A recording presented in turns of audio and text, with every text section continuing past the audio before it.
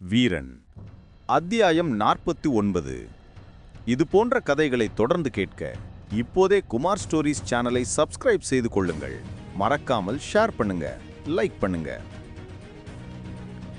அவர்கள் அந்த நகரை விட்டு சென்ற பிறகு ராணி ஆதித்யாவை பார்த்து, ஆமா, நீ ஒரு மருத்துவரை சந்தித்ததாக கூறினாயே, அவரை பற்றி நிஜமாவே உனக்கு எதுவும் தெரியாதா என்றாள். அதற்கு ஆதித்யா, நிஜமா, எனக்கு அவரை பத்தி எனக்கு தெரியாது, வழிபோக்கரா வந்து எனக்கு இவ்வளவையும் கற்றுக் கொடுத்தார் என்று கூறினான். சரி, உன்னோட நகரம் எந்த நகரம், நீ எந்த ஊரை சேர்ந்தவன், அதையாவது சொல்லு என்று அவள் கேட்டாள். அதற்கு ஆதித்யா, எனக்குன்னு சொந்தமான நகரமாக ஊரோ கிடையாது, நான் ஊரா சுத்தும் ஒரு அனாதை. எனக்கு அப்பாவும் கிடையாது, அம்மாவும் கிடையாது, சொந்த பந்தம் யாரும் கிடையாது. கொஞ்ச நாள் இங்க தங்கியிருப்பேன், கொஞ்ச நாள் வேறு ஊர்ல தங்கியிருப்பேன், இன்னும் கொஞ்ச நாள் வேறு இன்னொரு ஊர்ல தங்குவேன். அது மாதிரி நான் ஒவ்வொரு நகருக்கும் போய் அங்கு சிறு சிறு வேலை செஞ்சுக்கிட்டு அங்கேயே தங்குறது தான் என்னோட இருப்பிடம் என்றான். சரி, அப்படின்னா நீ அந்த ஆசிரியர்கிட்ட எந்த இடத்தில் கத்துக்கிட்ட? 2 வருஷம் அவருக்கு நீ சீடனா இருந்தேன்னு சொல்றியே, அந்த இடம் எது என்றார். உடனே ஆதித்யா, என்னங்க நீங்க சும்மா சும்மா கேள்வி கேட்டுக்கிட்டே இருக்கீங்க, ஏன் என் மீது எதுவும் சந்தேகப்படுறீங்களா? நான் சொல்றதில்ல, இல்ல என் சக்தியில் எதுவும் சந்தேகமா என்று அவன் கேட்டான். ஏனெனில் ஆதித்யாவிற்கு இந்த உலகத்தில் தெரிந்தது 3 இடம். ஒன்று அந்த மர்மமாயக்காடு, இன்னொன்று பேய்மலை, மூன்றாவதாக மிருஷாப நகரம். பேய்மலையை பற்றியும் மர்மமாயக்காட்டை பற்றியும் ராணிக்கு நன்றாக தெரியும். மிருஷாப நகரத்தை பற்றி அவளுக்கு தெரிந்திருக்க வாய்ப்பு இருக்கா என்று இவனுக்கு தெரியவில்லை. ஒருவேளை இவன் அதை பற்றி கூறினால் ஏதேனும் பிரச்சனை வரலாம் என்று எண்ணியவன் என்ன செய்வதென்று தெரியாமல் யோசித்துக் கொண்டிருந்தான். அப்போது திடீரென்று ஒரு பணிப்பெண் வேகமாக ராணியிடம் ஓடி வந்தாள். மதிப்புக்குரிய சகோதரி ராணி அவர்களே என்று அவள் கூறியவுடனே ராணி அவள் முகத்தில் இருக்கும் பதற்றத்தை பார்த்து, என்ன என்ன ஆனது, எதற்கு நீ இவ்வளவு வேகமாக ஓடி வருகிறாய் என்று கேட்டார். அங்கு எங்களது அரசருக்கு என்று இழுத்த அந்த பணிப்பெண் உடனே ராணியை தன்னுடன் வருமாறு கூறினார். என்னாச்சு அரசருக்கு, என்னாச்சு? சிறிது நேரத்திற்கு முன்பு வரை அவர் நல்லாத்தானே இருந்தார் என்று ராணி கேட்டார். அப்போது அந்த மூத்த மருத்துவர் அனைவரையும் வெளியூறுமாறு கூறினார். அங்கிருந்த மருத்துவ மாணவர்கள் பணிப்பெண்கள் அனைவரும் வெளியேறுகையில் ஆதித்யாவும் 2 அடி எடுத்து வைக்க, அப்போது ராணி, விதன், நீ மட்டும் இரு என்றார். ஏனெனில் ராணிக்கு விதனின் மீது சில நம்பிக்கை இருந்தது. அவன்தான் இந்த தீய விஷத்தை பற்றி கூறியவர். ஆகையால் அரசருக்கு ஏற்பட்டிருக்கும் நிலையை பற்றி அவனுக்கு தெரியக்கூடும் என்று எண்ணியவள் அவன் தன்னுடன் இருக்கட்டும் என்று கூறினாள். உடனே அந்த மூத்த மருத்துவர், 11 வருஷத்துக்கு முன்னாடி அரசர் மாகாராணியோட ஒரு திக்விஜயா பயணம் மேற்கொண்டார். சில தேடப்படாத நகரங்களுக்கு சென்று சாதாரண நிலையில் நகரத்தை பற்றியும் இருக்கும் சூழல்களையும் விசாரித்து வர அவர் சென்றிருந்தார். அப்போது என்றவர் சிறிது நேரம் இழைத்துவிட்டு கூறத் தொடங்கினார். எங்களது அரசி எவ்வளவோ தடுத்தும் அரசர் கேட்காமல் தனிமையில் அந்த குகைக்குள் சென்று திரும்பினார். அவர் வரும்போது அவர் கையில் ஒரு விதையும் மற்றொரு கையில் சிறு மருந்து குப்பியும் இருந்தது. அது என்ன விதை, என்ன மருந்து என்று எங்களுக்கு அப்போது தெரியாது. அரசரும் அதை பற்றி கூற மறுத்துவிட்டார். ராணிக்கும் இதை பற்றி தெரியவில்லை. ஆனால் 2 தினத்திற்கு முன்புதான் அந்த விதை என்ன விதை, எவ்வளவு ஆபத்தானது என்று எங்களுக்கு புரிந்தது. அந்த விதையைத்தான் ராஜாவின் மகள் இளவரசி அவர்கள் அங்கு நட்டார்.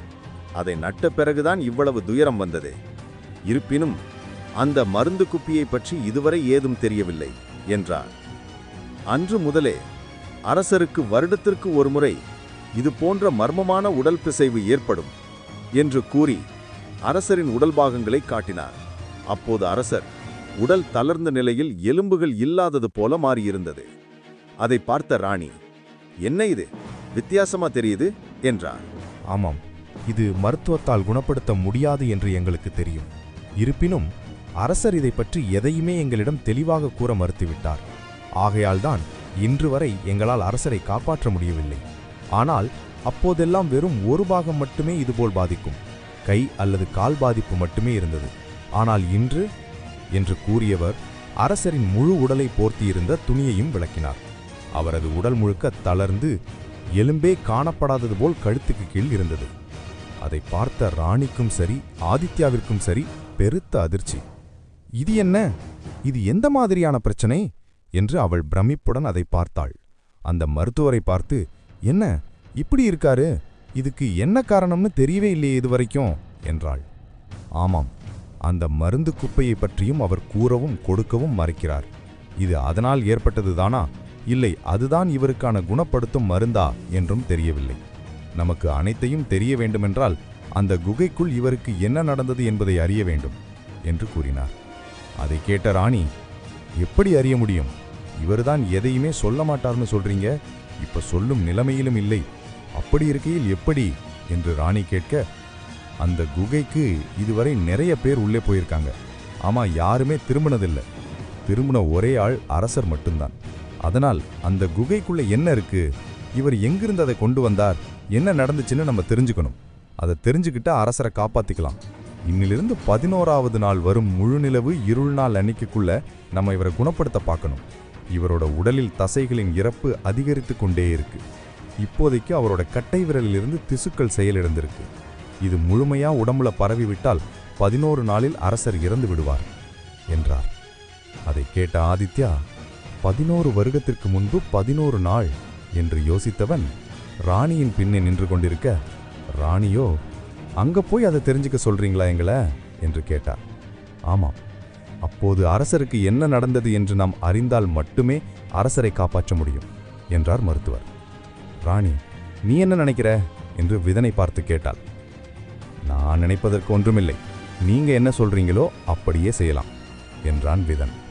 அதற்கு ராணியோ, சரி, அவர் எந்த திசை போனார், அந்த குகை எங்க இருக்கு, எதுவும் தெரியுமா என்று கேட்க, அந்த விஷயத்தை பற்றி உங்களுக்கு மகாராணி சொல்லுவாங்க, அவங்களுக்கு தான் அதை பத்தி தெரியும்.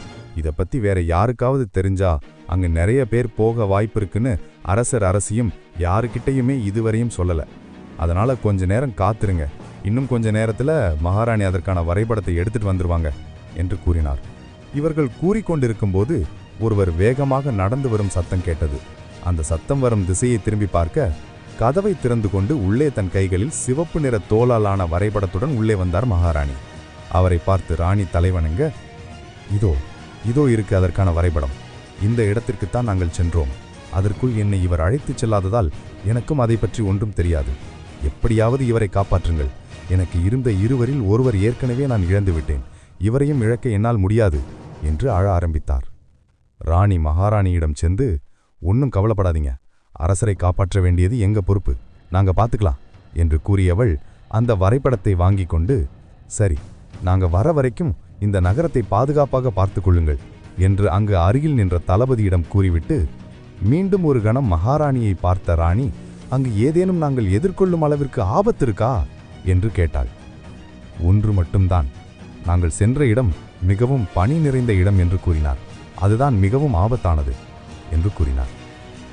பனி நிறைந்த இடமா என்று யோசித்த ராணி, அங்கு எதுக்கு நீங்க போனீங்க? பல 100 ஆண்டுகளாக பனிப்பிரதேசங்களுக்கு மனிதர்கள் போகக்கூடாதுன்னு ஒரு சொல் இருந்துகிட்டு இருக்கே, அதை பத்தி நீங்க யோசிக்கவே இல்லையா என்று கேட்டாள். அது என்னன்னு தெரிஞ்சுக்கணும் தான் அரசர் என்னை அழைத்து கொண்டு அந்த இடத்துக்கு போனார். ஆனா இப்படி நடக்கும்னு நாங்க நினைச்சு கூட பார்க்கல என்றார் மகாராணி. இன்னும் கொஞ்ச நேரத்தில் இவருக்கு எப்படி குணப்படுத்துவது என்பதை தெரிந்து கொள்ளணும் என்று அந்த மருத்துவர் கூறினார். இப்போதே புறப்படுகிறோம் என்று கூறி அந்த அறையிலிருந்து அவள் வெளியேற நினைக்கையில் திடீரென்று அரசர், ஒரு நிமிடம் என்று கூறினார். உடனே அதை காதில் வாங்கிய மருத்துவர், கொஞ்சம் நில்லுங்க, சொல்லுங்க அரசே, என்ன சொல்லணுமா உங்ககிட்ட என்று கேட்க, உடனே அவர் ராணியை தன் அருகில் அழைத்தார். என்ன என்று கேட்டுக்கொண்டே அவர் அருகே செல்ல ராணியின் காதுகளில் சில வார்த்தைகளை கூறினார். அதை கேட்க கேட்க ராணியின் கண்கள் சிவந்தன. அதே நேரம் பயத்திலும் பதட்டத்திலும் அவர், என்ன பண்ணி வச்சிருக்கீங்க, அப்படியா என்று அவள் முகம் மாறியது.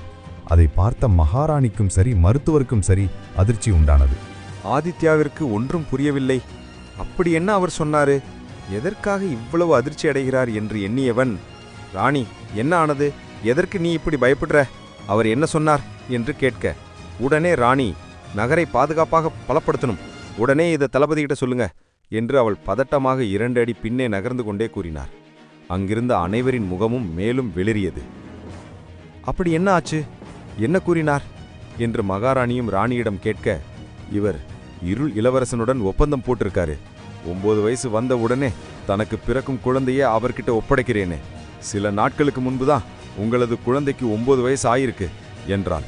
அதை கேட்ட அனைவருமே அதிர்ச்சி அடைந்தனர். மகாராணி அரசரின் அருகில் சென்று அவர் மார்பை பிடித்து உலுக்கியவள், ஏன் இப்படி பண்ணீங்க? எதுக்கு நம்ம பொண்ணை அவங்க கிட்ட கொடுக்கறதா ஒத்துக்கிட்டீங்க? எதுக்கு எதுக்கு என்று அவள் அழுதாள். அப்போது உடலை அசைக்க முடியாத அரசர் இரும்பிக் கொண்டே, நமக்கு குழந்தையே பிறக்காது என மருத்துவர்கள் கூறின பிறகும் எப்படி குழந்தை பிறந்துச்சு என்று அவர் கேட்டவுடனே மகாராணி அழுகையை நிறுத்தியவள் ஆச்சரியமாக, என்ன சொல்ல வரீங்க, என்ன சொல்றீங்க என்று மீண்டும் கத்தினார். அதற்கு அரசர் கண்ணீருடன், நானும் நம் மகளை கொடுக்க விருப்பமே இல்லை, ஆனால் இனி அது சாத்தியமில்லை என்று அவனுக்கு தெரிந்திருக்கும். கண்டிப்பா குழந்தைய கொடுக்காத கோபத்துல இந்த நகரத்தையே அழிக்க வருவான். அதோட எதிர்வினைதான் எனக்கு இப்படி.